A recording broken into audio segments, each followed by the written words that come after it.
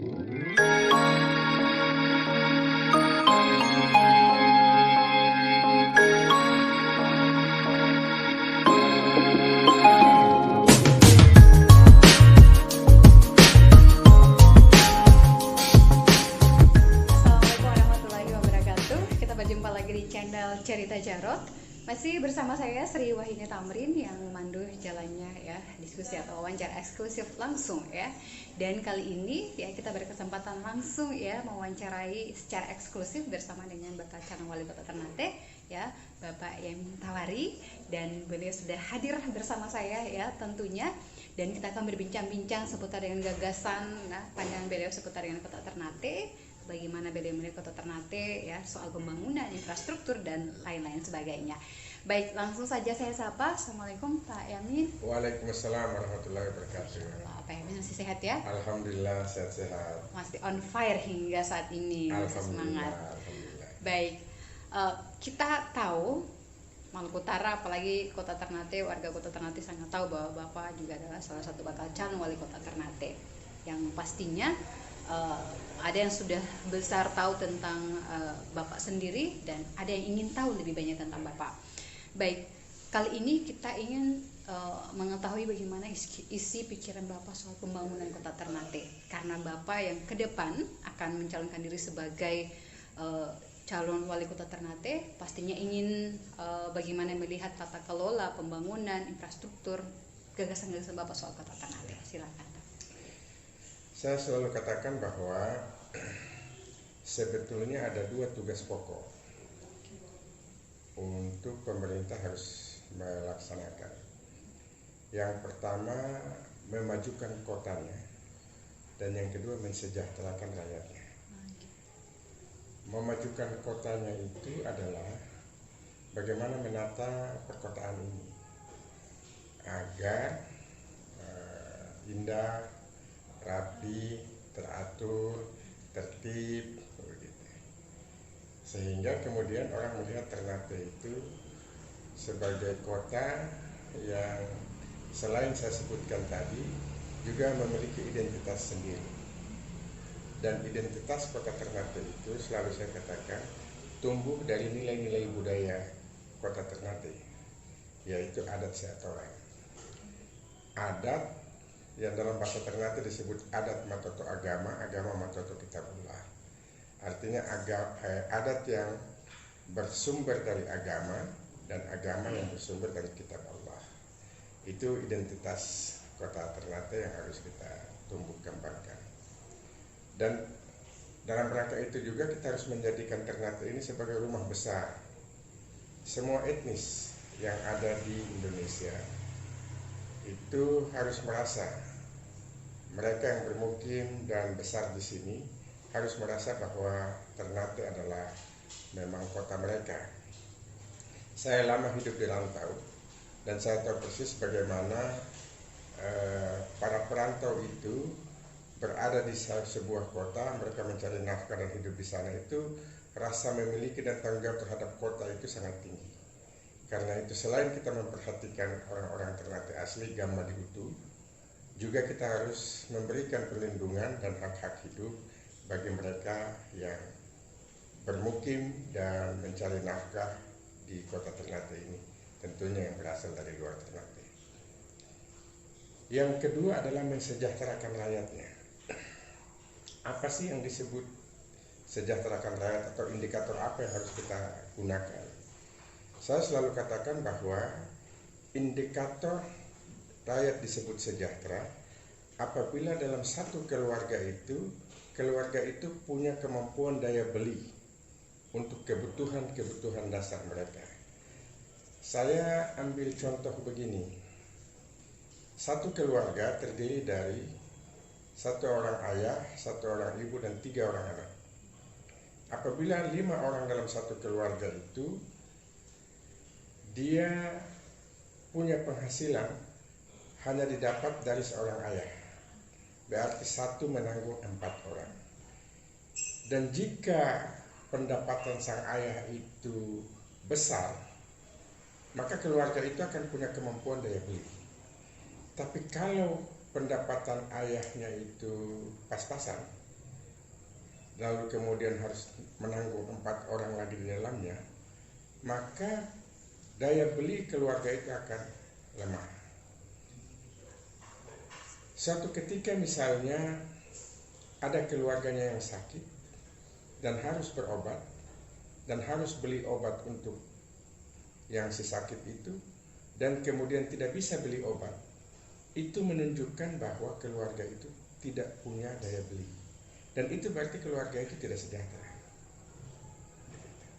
Nah, karena itu ukuran mensejahterakan rakyat itu adalah kita harus membuat keluarga-keluarga yang bermukim di kota Ternate ini punya kemampuan daya beli. Kemampuan daya beli itu bisa didapat dari penghasilan. Jadi kalau tadi 5 orang, kemudian cuma bapaknya yang punya pekerjaan dengan penghasilan pas-pasan, maka harus diupayakan supaya ibunya juga punya penghasilan, sehingga menambah pendapatan keluarganya itu.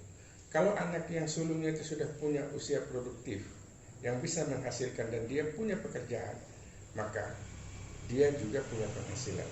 Dengan demikian dalam satu keluarga 5 orang, 3 orang punya pendapatan, walaupun pas-pasan, tapi dikali 3 yang ditanggung 2 orang, maka sesungguhnya keluarga itu punya daya beli. Nah, dia punya penghasilan kalau dia punya pekerjaan. Tidak mungkin dia tidak punya pekerjaan, dia punya penghasilan. Kalau dia punya pekerjaan, maka tugas pemerintah kota harus membuka lapangan pekerjaan. Di mana fungsi pemerintah kota membuka lapangan pekerjaan? Mendorong para swasta ini supaya tumbuh dan berkembang. Karena yang bisa menyerap tenaga kerja itu dunia usaha, para pengusaha, bukan birokrasi. Birokrasi itu 1 tahun, terkadang ada penerimaan pegawai, terkadang juga tidak. Tapi kalau kita berikan iklim yang bagus, politik anggaran yang kita berikan untuk tumbuhnya dunia usaha, maka sesungguhnya dunia usaha itu berkembang. Apakah usaha sektor informal, usaha kecil, usaha menengah, atau usaha besar? Sekecil-kecilnya dia sektor informal, paling tidak dia bisa membiayai dirinya sendiri. Dia usaha misalnya hanya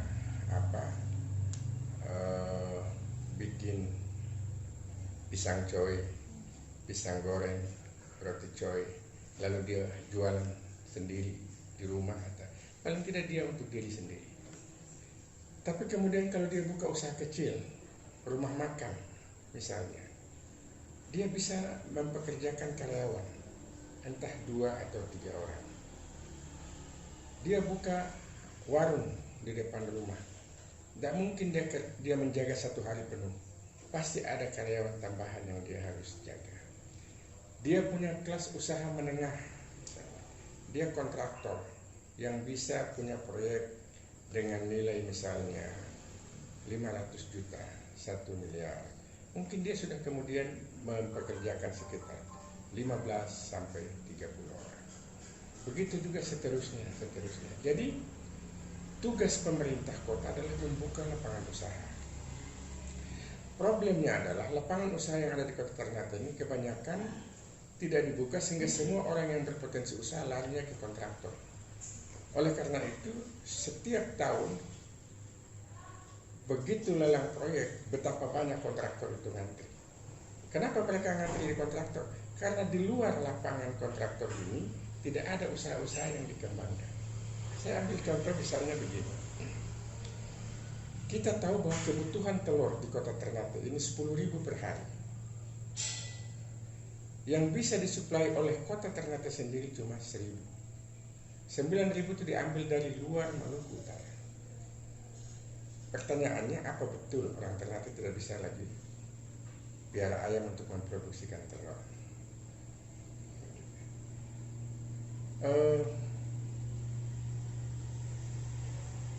Fofoki, Rica, Tamate diambil dari luar Maluku Utara.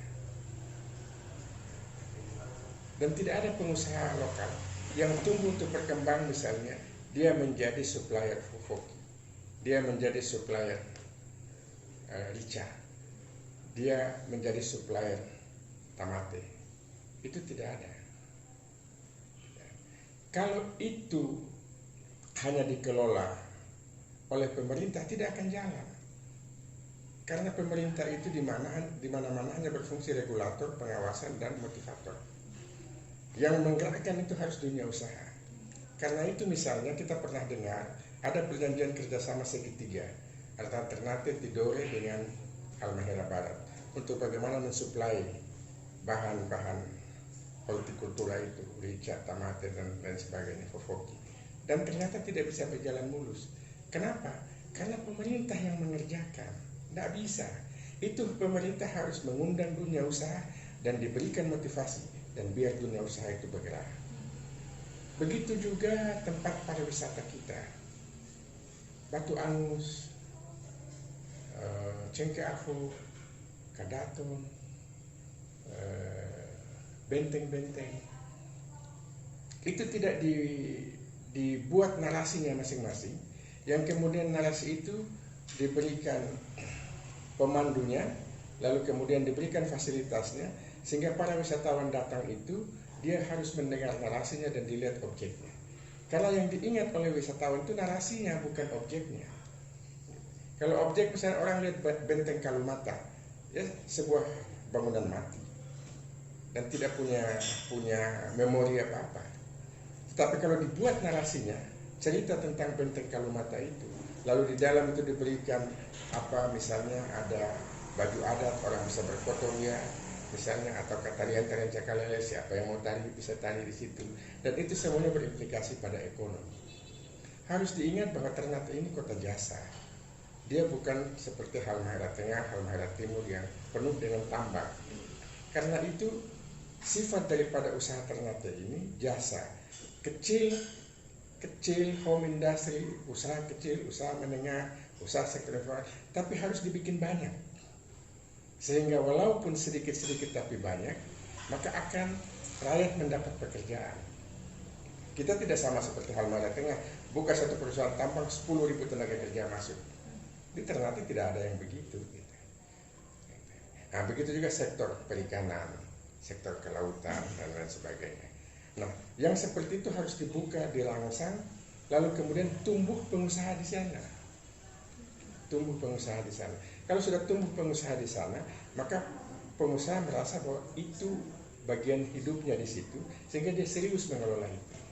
Jangan pemerintah yang masuk mengelola itu, tidak mungkin bisa. Harus dikasih pengusaha. Nah, dengan cara itulah rakyat mendapat pekerjaan, rakyat mendapat penghasilan, tumbuh pengusaha, tenaga kerja masuk, maka mereka punya kemampuan daya beli. Jadi tadi adalah persoalan kemampuan daya beli, ya. Yang paling penting ada di lingkungan keluarga, itu yang paling penting. Kita tahu sendiri juga, Pak Yamin sendiri, bahwa sistem dunia usaha di luar Maluku Utara, misalnya di daerah Jawa sana kan masyarakatnya kulturnya sabar nih, membangun usaha dari kecil. Tapi kalau kultur di wilayah Maluku Utara, khususnya Kota Ternate, ada yang tidak sabaran. Betul. Ini yang kemudian mungkin bisa menjadi agak sedikit terhambat. Apakah Bapak punya semacam skema tersendiri untuk bisa melihat suasana dunia usaha di Kota Ternate? Benar sekali pernyataan Anda ini. Soal mentalitas, soal karakter, soal sabar untuk menekuni usaha. Terkadang memang terlalu mau buru-buru cepat punya uang banyak, sehingga terkadang begitu lambat ditinggal. Jadi kita harus memperbanyak balai pelatihan untuk mendorong putra-putra yang ada di Ternate ini untuk masuk ke dalam balai pelatihan itu, dan itu diberikan motivasi, diberikan pendidikan, diberikan pelatihan, dan dilihat prospeknya. Kita harus mengundang mereka yang sukses hari ini untuk bercerita bagaimana susahnya mereka. Terkadang kita ini selalu melihat orang sukses itu dikira bahwa dengan gampang bisa sukses. Orang seperti misalnya Adam Marsaoli, siapa lagi, Teki, Acam, pengusaha-pengusaha yang seperti itu, orang di sini bilang mereka hebat, mereka besar, dan terkesan seolah-olah cepat mereka dapat sesuatu. kita tidak tahu bagaimana awalnya mereka susah payahnya. Awalnya susah payahnya harus mereka sendiri yang menceritakan, agar peserta yang di balai pelatihan itu tahu bahwa ternyata sukses yang orang-orang sekarang kita anggap sukses, itu ternyata dulunya lebih parah daripada mereka dalam kondisi di balai latihan. Sehingga itu memberikan motivasi. Yang berikutnya lagi adalah kita campur. Jangan hanya orang-orang di sini saja. Kita campur juga dengan orang-orang di luar yang punya motivasi dan karakternya sudah. Dan kita gabung dalam satu usaha. Dan kita memberi tugas kepada mereka-mereka yang dari luar ini untuk tetap menjaga kita dari dalam, karena mereka satu usaha, supaya saling memberi motivasi dan jalan bersama-sama. Begitu. Kita harus memberikan kesadaran baru bahwa jenis pekerjaan tidak penting. Yang penting itu dapat uangnya. Terkadang memang ada pemikiran sebagian orang, jenis pekerjaan itu lebih penting daripada penghasilannya. Anda lihat di pasar higienis, orang cuma jual ikan begitu saja. Dan ternyata penghasilan mereka per malam bisa sampai jutaan rupiah, bahkan mungkin puluhan juta. Begitu. Lebih besar dari mereka jadi pegawai negeri yang gagah-gagahan pakai seragam. Gitu. Nah, dari pertimbangan-pertimbangan itu, maka sesungguhnya kita harus memberikan kesadaran baru, motivasi baru, bahwa pilihan penghasilan jauh lebih penting daripada pilihan pekerjaan. Nah, gitu. Terus diberikan kesadaran. Karena apa? Karena kemampuan daya beli itu jauh lebih penting daripada jenis pekerjaan. Kita bisa buat kartu nama PT Angin Ribut, direktur, datang pakai dasi, usahanya ada nggak? Dibanding orang yang cuma pakai celana pendek, kaos oblong, kipas-kipas ikan, dia dagang ikan dan ternyata punya penghasilan. Nah, yang seperti ini kita harus jangan bosan untuk memberikan motivasi kepada putra-putri kita di Kota Ternate ini, untuk kemudian berubah orientasinya bahwa penghasilan jauh lebih penting daripada jenis pekerjaan. Baik, tapi Pak Yamin, ada yang menjadi satu masalah juga bahwa kita di Kota Ternate memang sudah banyak ada pengusaha-pengusaha mikro, kecil, menengah juga yang punya daya usaha, tapi selalu mengalami kendala di marketing pasar, mau mencari pasar, terus juga kemasannya.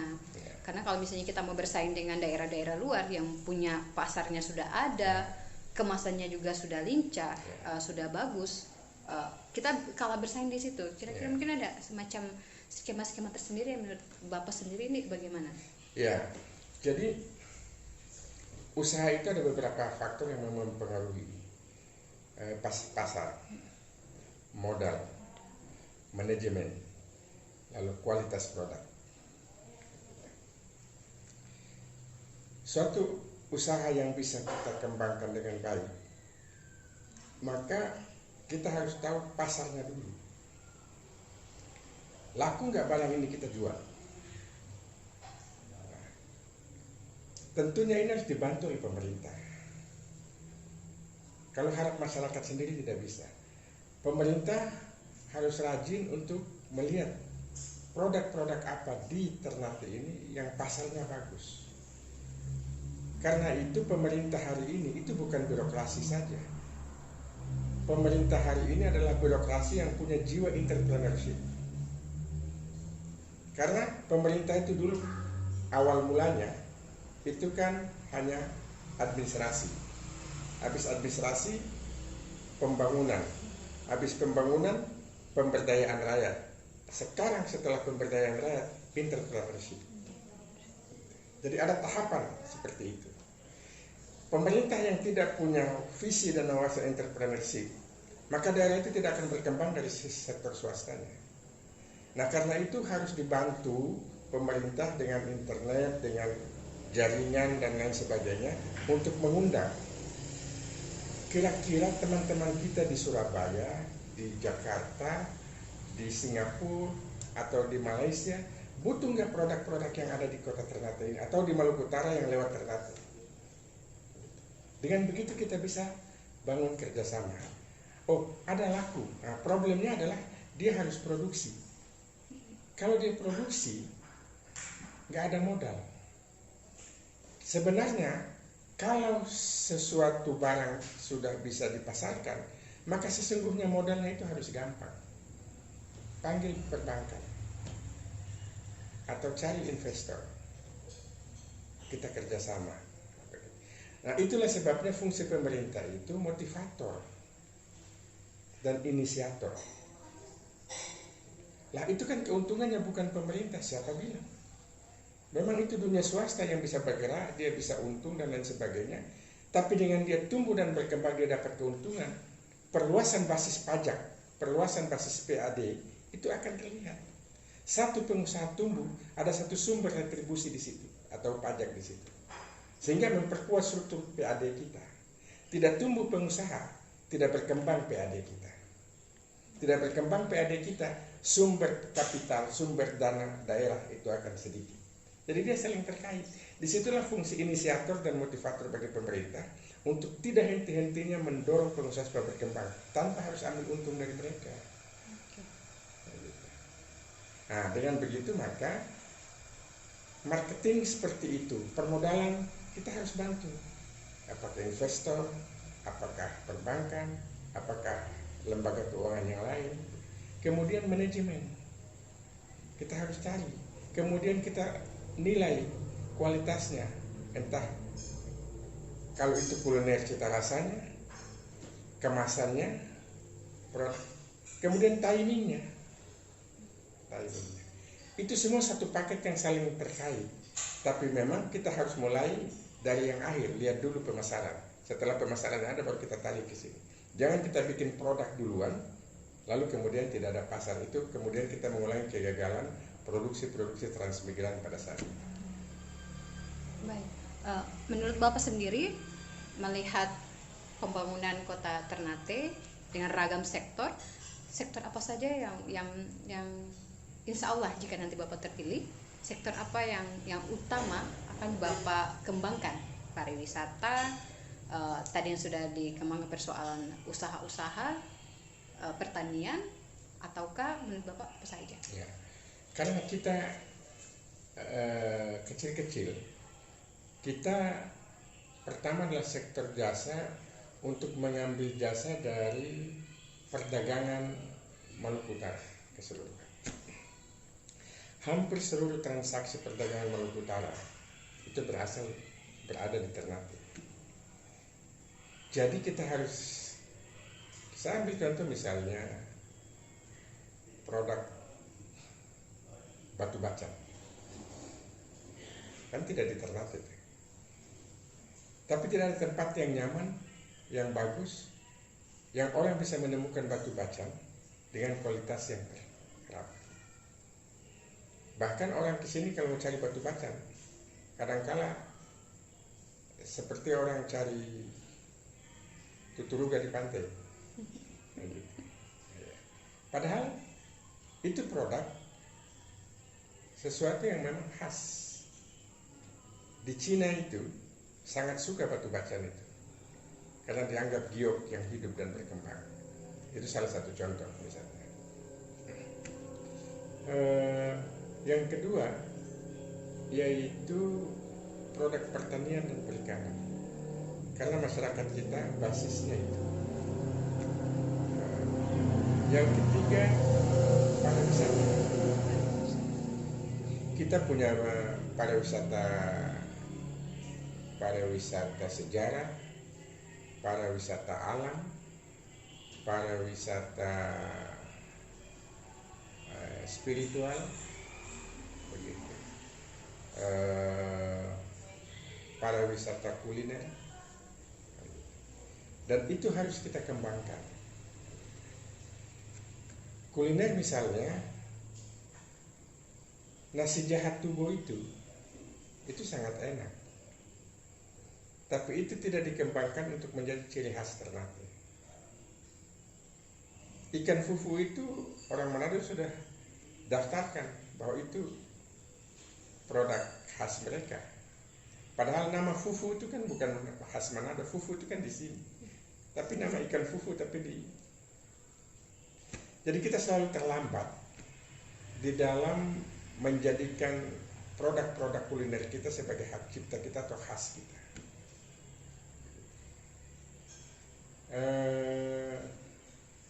Pariwisata sejarah keraton kita, Masjid Sultan kita,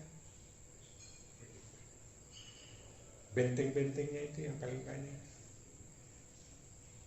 Narasinya tidak ada. Orang kalau lihat benteng Toloko, sebuah bangunan mati yang nggak ada nilai. Tapi coba di situ dibuat narasinya. Sejarah benteng Toloko itu apa? Di dalam benteng itu kita mau bikin apa? Apakah tempat makan, kuliner, popeda dibikin dengan cara khas? Di atas itu ini sehingga orang bisa makan di atas. Lalu kemudian tempat parkirnya bagaimana? Harus ditata di luar. Tulire, sejarahnya apa? Batu Angus, sejarahnya apa? Jadi orang dia melihat itu benda mati, tapi narasilah yang menghidupkan benda mati itu. Dan orang begitu pergi meninggalkan Ternate, yang dia ingat itu narasi, sambil membayangkan bendanya. Dengan begitu orang berkesan, dan itu kita bisa jual. Lalu kemudian kita harus mencari, bekerja dengan travel besar untuk Ternate itu masuk dalam rute nasional. Kalau kita tidak pernah bisa bekerja dengan travel besar untuk menjadikan Ternate sebagai rute nasional, maka tidak akan pernah ada wisatawan ke sini, apalagi wisatawan internasional. Orang ke Jakarta, dia ke Bali, dia ke Manado, dia ke Makassar, dia ke Raja Ampat, tidak singgah Ternate. Karena Ternate tidak masuk dalam rute. Sedangkan kalau masuk dalam rute itu kerja pemerintah untuk bagaimana kepada perusahaan travel besar itu supaya masukkan Ternate. Tapi di Ternate sendiri harus dibina travel lokal ini supaya mereka punya jaringan. Tanggung jawab membina travel lokal di Ternate itu adalah tanggung jawab travel besar karena mereka punya cabang di sini. Dan satu wisatawan datang, berapa duit yang mereka keluarkan di sini, sehingga peredaran uang di sini jauh lebih tinggi. Begitu leading sector. Saya bisa menangkap ini sebagai sebuah kekurangan ya, kelemahan dari aspek pembangunan dari beberapa sektor yang disebut oleh Bapak tadi. Lalu bagaimana visi dari seorang Yamin Tawari di insya Allah kalau terpilih di 5 tahun ke depan bersama dengan Pak Abdullah Tahir misalnya, membawa Ternate ini ke depan dari aspek pembangunan misalnya, mau diarahkan dari ragam sektor tadi, dan ada yang menjadi pertanyaan besar oleh masyarakat Kota Ternate, kira-kira angin segar apa yang dibawa oleh seorang Yamin Tawari di Kota Ternate? Saya kira menata kota dengan nilai-nilai khas Ternate, mengembalikan yang tadi saya bilang, dan yang kedua meningkatkan daya beli masyarakat. Dua itu yang akan kemudian saya merasa bahwa itu menjadi angin segar, karena orang yang pada sebelum masa Covid saja banyak orang yang tidak mendapat pekerjaan, apalagi di masa Covid seperti ini. Jangan lupa kepemimpinan kali ini itu kepemimpinan untuk Indonesia masuk resesi, termasuk di Kota Ternate, dan itu berpengaruh terhadap kinerja pemerintah daerah maupun rakyat. Pemerintah daerah tentunya sektor-sektor fiskal akan berkurang karena produksi daripada usahawan itu akan berkurang, sehingga fiskal pemerintah kota itu akan berkurang.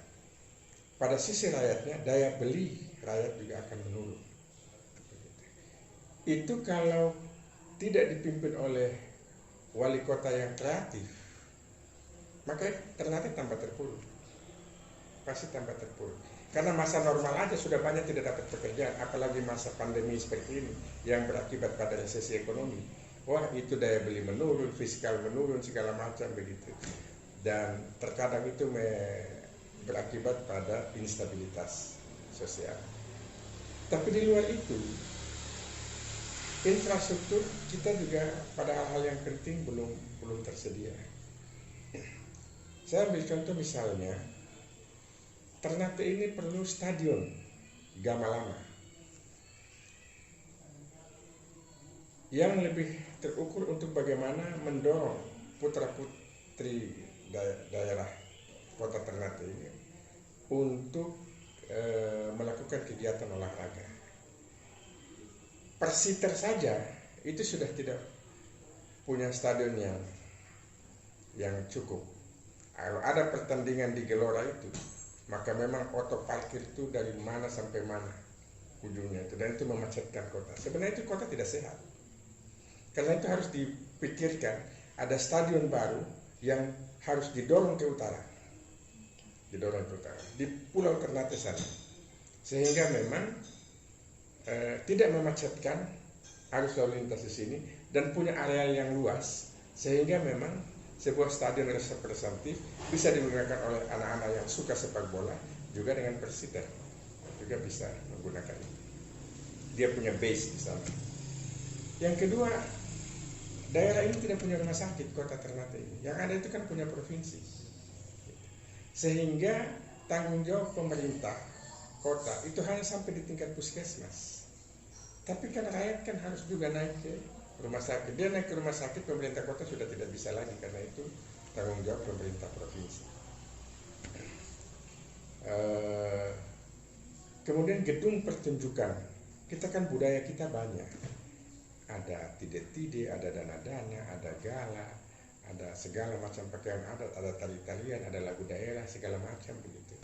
Tetapi kita tidak punya gedung pertunjukan sebagai khas kota Ternate. Untuk setiap malam kalau orang mau lihat, mereka ke situ. Nah, oleh karena itu maka kalau ditanya apa yang harus dilakukan oleh saya hari ini, yaitu memang harus memberikan infrastruktur yang memang harus bisa memberikan peluang identitas kota ini harus muncul. Kota Ternate ini hobi bola, stadion harus ada untuk mereka yang bisa mengembangkan bola, terutama teman-teman yang bergerak di dunia sepak bola, Persiter dan lain sebagainya. Masyarakat ini butuh rumah sakit, masyarakat ini butuh hiburan, terutama kita tetap melestarikan tradisi kota Ternate dan sekitarnya. Karena itu memang tidak gampang, harus dibuat pada zaman resesi ini. Ini semua bisa terlaksana apabila kita melakukan beberapa hal. Yang pertama, kita memperkuat struktur APBD kota. Struktur APBD itu terdiri dari bantuan pusat, DAU dan DAK, kemudian PAD. Hari ini 1,1 triliun APBD kita. PAD cuma 100 miliar. Artinya sekitar 1 triliun itu dari pusat dengan berbagai. Belanja modal sekitar 400 sampai 500. Artinya bahwa belanja modal kita jauh lebih kecil dibanding belanja rutin. Itu artinya bahwa dana untuk rakyat itu lebih kecil daripada dana untuk membiayai pemerintah sendiri. Itu harus dirubah. Belanja modal harus jauh lebih besar daripada dana rutin. Sehingga kesannya bahwa belanja untuk rakyat, uang untuk dipergunakan pada rakyat harus jauh lebih besar daripada uang yang digunakan untuk membiayai pemerintah sendiri. Harus dirubah strukturnya itu. Caranya adalah memang harus memperbesar bantuan pusat dan memperbesar PAD supaya struktur dana kita kuat. Setelah itu, kalau dana untuk rakyat itu sudah besar, maka selain kita memperbesar daya beli rakyat lewat mereka harus punya penghasilan dengan bertumbuhnya pengusaha, yang kedua itu kita harus menahan agar rakyat yang punya uang itu tidak juga keluar yang padahal uang keluar itu bisa dibantu oleh pemerintah. Saya beri contoh misalnya dana pendidikan. Disebut pendidikan gratis. Kalau memang gratis ya gratis benar. Jangan SPP-nya gratis, buku masih dibuat, kemudian seragam masih dibayar. Itu nggak gratis itu. Kalau pendidikan gratis ya seragamnya juga harus gratis, semua harus gratis. Bagaimana caranya harus gratis. Karena itu saya bercita-cita kalau saya jadi pendidikan gratis ya gratis benar. Kemudian kesehatan juga gratis. Tanggung jawab pemerintah kota di puskesmas. Itu harus gratis. Ada orang bilang bagaimana pemerintah kota di bawah itu ada BPJS. Saya nggak bicarakan rakyat menggunakan BPJS atau tidak menggunakan BPJS. Yang saya persoalkan itu rakyat berobat harus gratis. Apakah itu pakai BPJS atau subsidi pemerintah kota? Itu soal yang berikutnya. Yang penting dia gratis. Kalau dia menggunakan BPJS dan gratis, ya syukur. Kita pelihara itu. Tapi dia kemudian tidak punya BPJS harus disubsidi oleh pemerintah kota, ya kita harus subsidi. Yang penting dia gratis. Jangan persoalkan antara BPJS dan non BPJS. Bagi saya nggak ada soal. Rakyat tidak memerlukan itu. Rakyat butuh dia gratis. Rakyat tahu berobat. Begitu. Nah, begitu. Yang ketiga adalah kita harus menjaga rakyat kecil kita yang memang punya pendapatannya pas-pasan. Mereka yang berjualan di pasar, Senin Kamis, jualannya pas-pasan begitu. Terus masih ditarik ngase lagi gitu, ditarik retribusi gitu. Kasihan. Mereka yang berjualannya tidak setiap hari, hanya lokal dan terutama penduduk asli di sini yang kasihan mereka mencari hidupnya juga susah begitu ya. Ya itu harus dilindungi dan diberi tidak usah ditarik retribusinya itu. Kenapa? Karena kalau ditarik retribusi, mereka nanti tidak bisa menyimpan uang, tidak bisa mendatangkan uang, tidak bisa saving. Tapi dengan tidak ditarik itu, mereka nanti mulai tabung sedikit. Siapa tahu kemudian mereka mau memperbaiki kamar mukanya, mereka harus beli semen. Pada saat mereka beli semen, kan pemerintah daerah harus tarik pajaknya. Jadi waktu mereka jualan, kita tidak tarik apa-apa untuk mereka simpan. Setelah mereka simpan, mereka harus membeli apa-apa. Di situ kan terjadi ada pajak. Setiap beli barang itu kan ada pajak, ya kan? Ada pajaknya. Kita tarik di hilir, jangan di hulu. Kemudian kita juga harus kontrol harga-harga barang yang dipermainkan oleh spekulan, supaya memang masyarakat itu tidak terombang-ambing. Nah, kewajiban pemerintah adalah menjaga tingkat inflasi. Dengan menjaga tingkat inflasi itu, maka kontrol terhadap kemampuan masyarakat membeli itu bisa terjangkau. Nah, dengan cara begitu maka pendapatan daya beli mereka terjaga, pengeluaran kita jaga juga, sehingga dia bisa seimbang, dia bisa saving, dia bisa menyimpan uangnya untuk keperluan-keperluan dia yang lain. Jadi cuma mendapatkan pekerjaan tapi harga barang tidak dijaga, pendidikan sama kesehatan juga tidak diurus, maka tingginya pendapatan di sini atau banyaknya pendapatan di tingkat daya beli ini tidak akan berguna kalau di sini juga naik. Nah, itu dari saya. Baik, jadi pola pengelolaannya ya. Ya. Baik, ini merupakan sebuah visi besar, Ya. visi misi besar ya seorang Yamin Tawari. Insya Allah nanti berpasangan dengan Abdullah Tahir, dengan melihat kondisi situasi Kota Ternate yang sekarang, bukan mengatakan buruk ya, tapi ingin merubah lebih baik ya, ingin membuat pembangunan dari ragam sektor di Kota Ternate yang lebih baik. Tentunya penonton di luar sana juga ingin tahu ya, jika terpilih ataupun nanti tidak, harapan dari seorang Yamin Tawari untuk masyarakat di Kota Ternate seperti apa? Saya kira siapapun pemimpin itu sudah takdir Allah, tapi kita harus bangkit dan berubah. Hari ini Ternate tidak bersaing dengan Jailolo, tidak bersaing dengan Tobelo, tidak bersaing dengan daerah-daerah lain. di Maluku Utara. Ternate dikenal sebagai ikon Maluku Utara. Seyogianya dia harus memposisikan diri, dia bersaing dengan kota Ambon, dia bersaing dengan kota Gorontalo, dia bersaing dengan kota Mataram, dia bersaing dengan kota Makassar. Karena itu, jangan merasa bangga ketika memang Ternate jauh lebih maju dari daerah-daerah yang ada di Maluku Utara. Tapi kita harus merasa tertantang ketika kita merasa tertinggal dari Gorontalo, dari Manado, dari Mataram, dan lain sebagainya. Karena itu, tidak mungkin bisa dikerjakan oleh pemerintah sendirian tanpa ada kemauan keras dan perubahan dari masyarakat. Siapapun pemimpinnya, kita harus bangkit dan berubah. Baik, tidak terasa kita sudah berbincang dengan seorang Yamin Tawari, ya, bakal calon wali kota Ternate yang punya visi besar, misi besar tentang bagaimana membangun kota Ternate dengan ragam sektor, ya, dengan kekayaan alam, sektor pariwisata, kuliner, dan masih banyak lagi, dan harapan-harapan besar dari seorang Yamin Tawari. Dan yang pastinya, ya, kalian yang sudah menonton pasti yang sudah mengenal beliau atau yang belum bisa mendengarkan banyak sekali pandangan dan gagasan-gagasan beliau tentang kota Ternate.